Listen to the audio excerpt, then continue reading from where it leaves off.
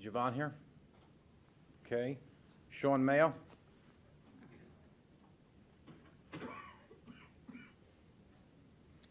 I don't have much time, so I'll make this quick. Thank you, everybody, for your time today. The reason I'm here today is, as most of you know, our contract negotiations have been going on entirely way too long. I don't think what we're asking is unfair, considering the fact that every single project, as you've all just mentioned, and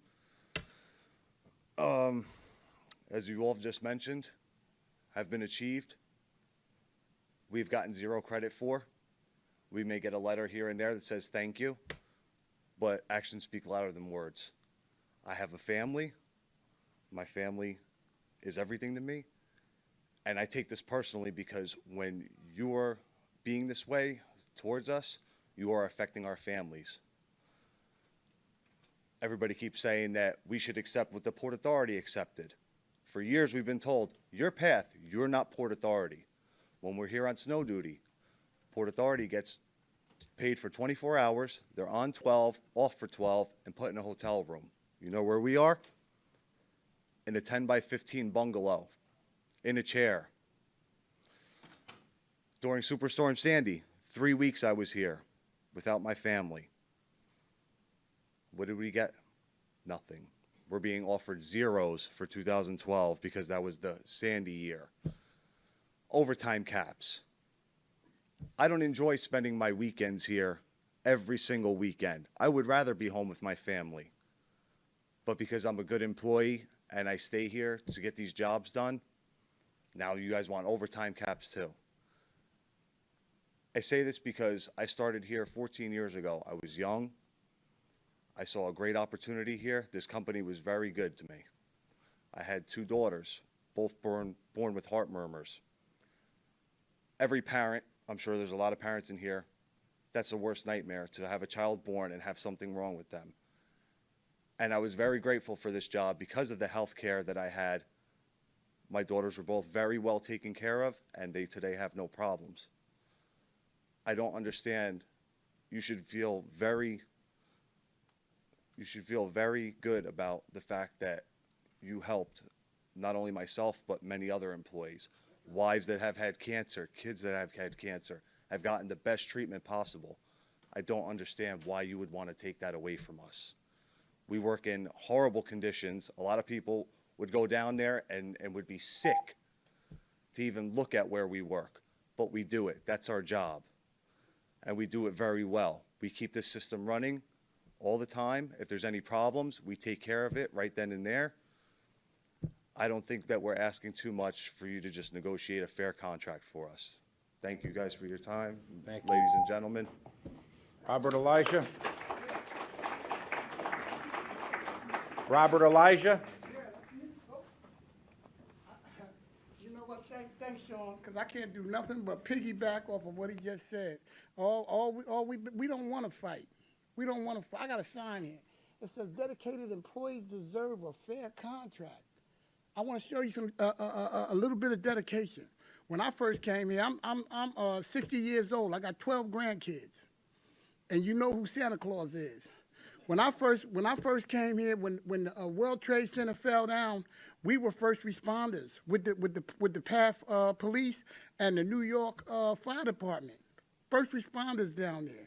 Then when Superstorm Sandy hit, we had guys that dove into 3 feet of water to open up valves to clear sumps so that the water could be dissipated. This is a dedication.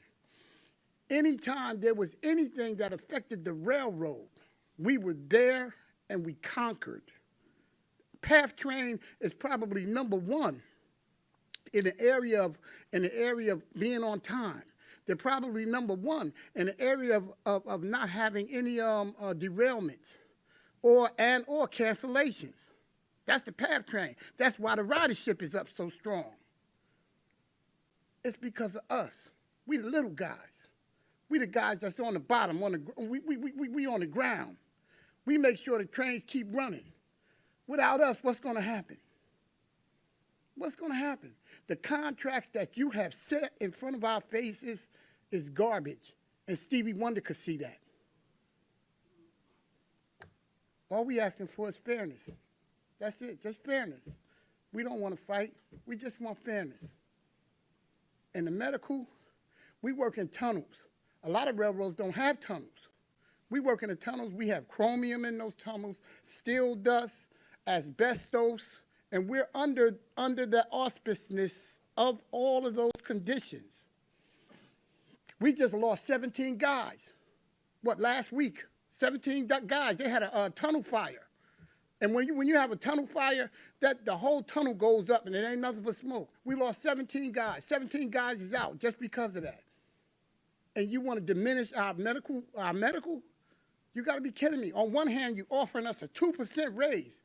A Long Island Railroad got 3s across the board, and that's minimum. You offer us a 2% raise in this hand, and then in this hand you say, oh, you got to pay 2% into your benefits. How do we feel about that? And then you want our co-pays to go up $20 and $40 and $100 for doctor's visits. How we gonna live? Who wanna come to my grandkids when I die, or if I die, when something that affects me from working on this doggone railroad? Who gonna tell my grandkids? Who gonna tell my grandkids? I'm sure probably just about most of y'all got grandkids. Who gonna tell my grandkids? Thank you. Alexander Jones.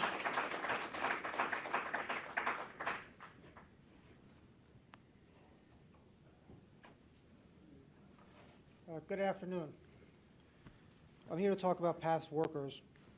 Right now, we've been out of contract for 8 years. This is the longest any union on a passenger railroad has been out of contract in American history. You're asking us to make concessions that will negatively impact the rest of our lives. We do hard, dangerous physical work in extreme conditions. Sometimes we work in 10-degree weather outside. Other times we work in 110-degree tunnels. We work in unimaginable filth. Creosote, diesel smoke, asbestos, lead, chromium, biohazards, and 100-year-old dirt and garbage everywhere. When I get home, I can't hug and kiss my wife and son because I don't want any of the grease and wood splinters and metal shavings trapped in my clothes touching or scratching them.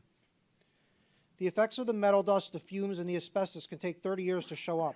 I'm in my early 40s right now. I have longevity in my family. 3 of my grandparents lived into their 90s. I'll spend the later decades of my life needing serious, extensive medical care, and you're trying to make that health care less affordable. I have a chronic elbow problem and will need regular cortisone shots for the rest of my life. I'll probably need surgery sooner or later, and you're negotiating to make that more expensive. And I'm one of the luckier ones. I have coworkers who've been burned, shocked, hit by vehicles, fallen off of ladders, gotten infections, and been struck by machinery. 2 years ago, 8 of my coworkers retrieved the limbs of a passenger who was dismembered by a train. Last week, 17 of my coworkers were hospitalized after fighting a tunnel fire. We're not firefighters. We're not undertakers either. We risk our lives to keep the trains running, and all the public sees is a tweet about a delay because of a smoke condition or a signal failure. But you, as our leadership, know better. And if you don't know better, you should. We all sacrifice our time, our health, our well-being. Please renew our contracts without changing the benefit plan. You're denying us money we know for a fact has already been allocated for us. The changes are pennies to you and dollars to us, and it's a false savings that will make it harder to retain and attract good workers. Do the right thing. Thank you. Thank you. Anthony Pilla.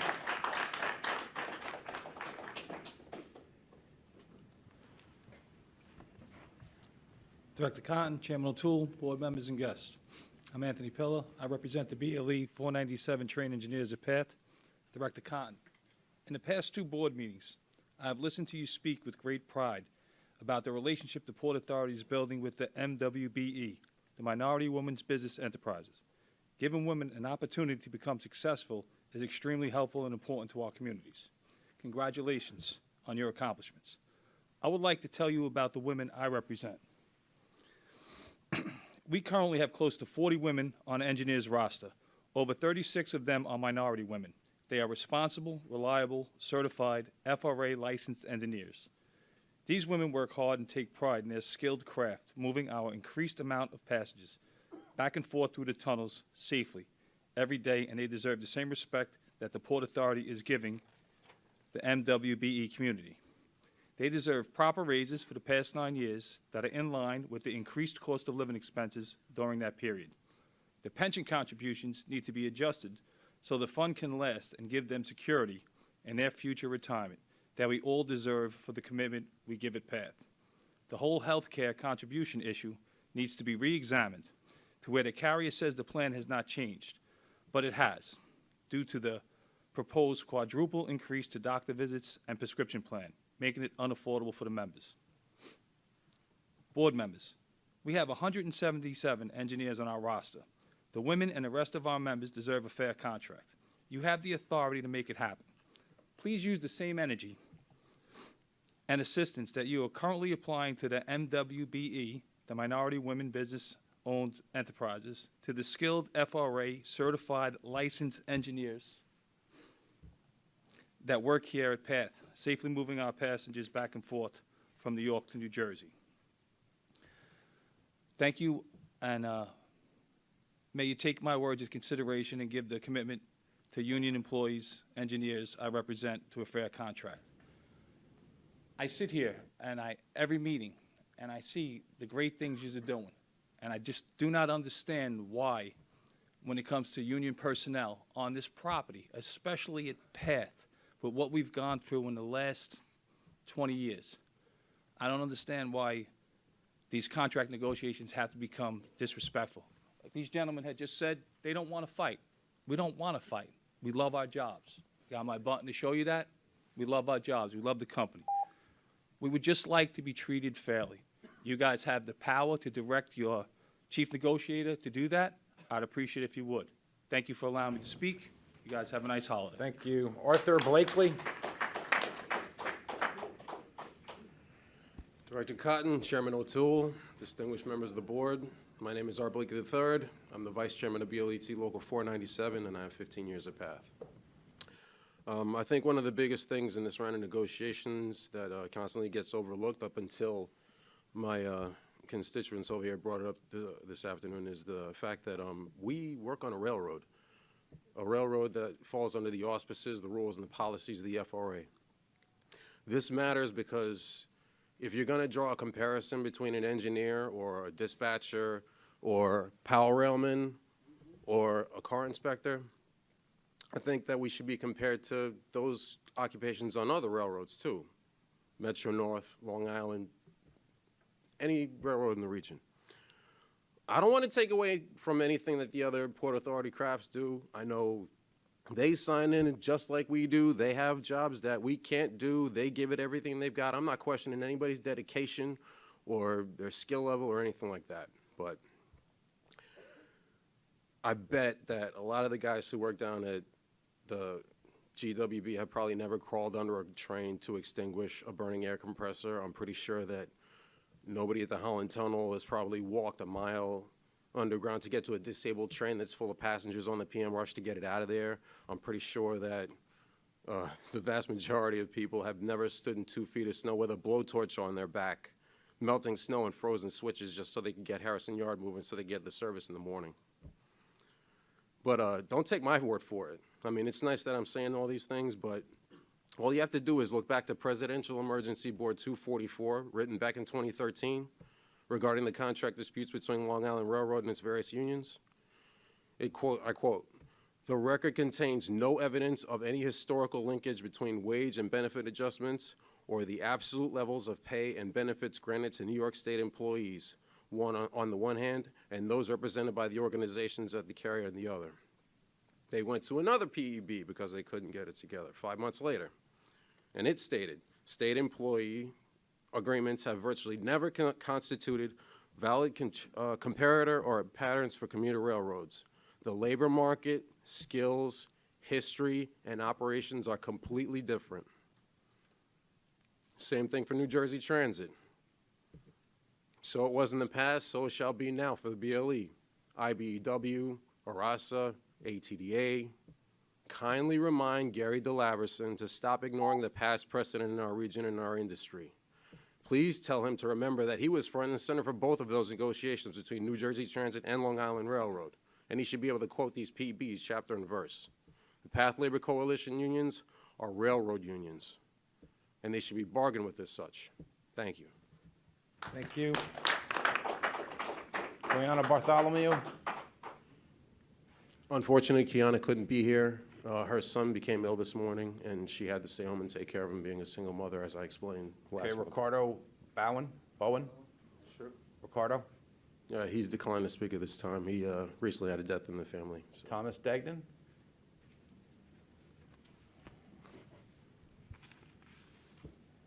My name's Thomas Degnan. I've been working for PATH for 6 years.